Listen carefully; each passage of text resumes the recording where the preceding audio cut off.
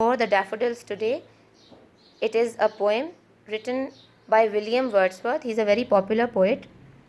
I'll read the poem to you. I wandered lonely as a cloud that floats on high o'er vales and hills, when all at once I saw a crowd, a host of golden daffodils, beside the lake beneath the trees, fluttering and dancing in the breeze, continuous as the stars that shine and twinkle on the Milky Way. They stretched in never-ending line along the margin of a bay. 10,000 saw I at a glance, tossing their heads in sprightly dance.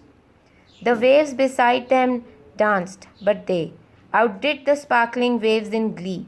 A poet could not but be gay in such a jocund company. I gazed and gazed, but little thought what wealth the show to me had brought. For oft when on my couch I lie, in vacant or in pensive mood, they flash upon that inward eye, which is the bliss of solitude.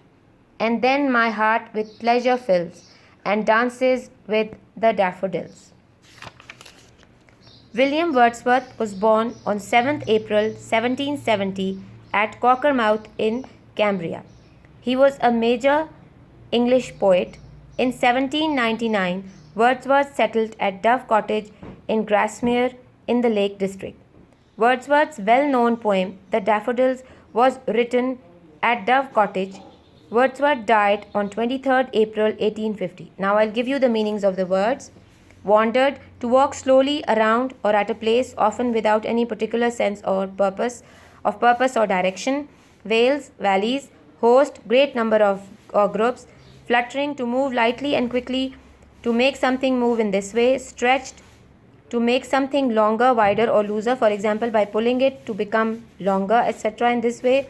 Margin, a number of people or things in a more or less straight line. Sprightly, full of life and energy. Gay, light-hearted and carefree, happy and cheerful.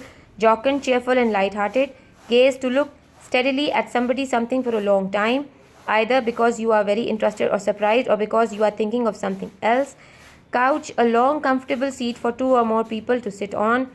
Pensive, thinking deeply about something, especially because you are sad or worried.